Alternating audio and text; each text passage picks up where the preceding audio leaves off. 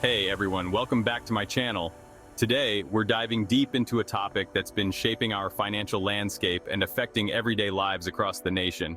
The intertwining dance of economic growth and inflation here in the US under President Biden. The numbers are telling a story we need to unpack, so stick around as I break down how these two forces interact and what it means for all of us.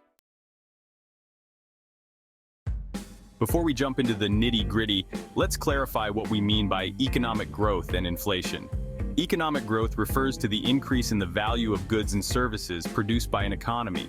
You might know it as GDP, gross domestic product.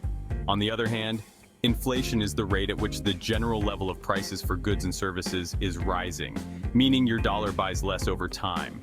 In a healthy economy, you'd expect growth to correlate with stable inflation rates. But as we've seen recently, that's not always the case, especially in recent months. Since Biden took office, we've seen a roaring comeback in economic activity as the country has worked to emerge from the grips of the pandemic. The GDP shot up by over 6% in 2021. A significant driver of this growth has been massive stimulus measures, investments in infrastructure, and a push for job creation. But here's where it gets interesting. While economic growth can be a positive sign, it can also stoke the fires of inflation. The increased demand for goods and services, spurred by government spending and consumer confidence, has pushed prices higher. In fact, as of August 2023, inflation rates peaked at around 8.3%, the highest we've seen in over 40 years. Now, this leads us to an important statistic. Over the past year, the prices of essential items like food and energy have surged. The Consumer Price Index shows that food prices alone rose nearly 11% year over year. That's not just numbers. That's hitting everyday Americans right in the wallet.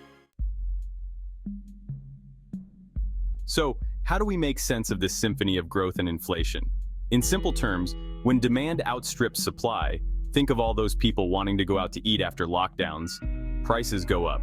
Supply chain disruptions have also contributed to this imbalance, creating a perfect storm for inflation. And while the administration touts economic growth as a sign of recovery, we must also contend with the uncomfortable truth.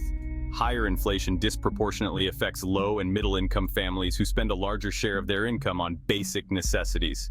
Going forward, as policymakers navigate rising interest rates to control inflation, the questions linger: how do we maintain this economic growth without letting inflation spiral out of control? Will we see a more equitable solution that benefits everyone? Only time will tell, but it's critical that we stay informed on these economic currents.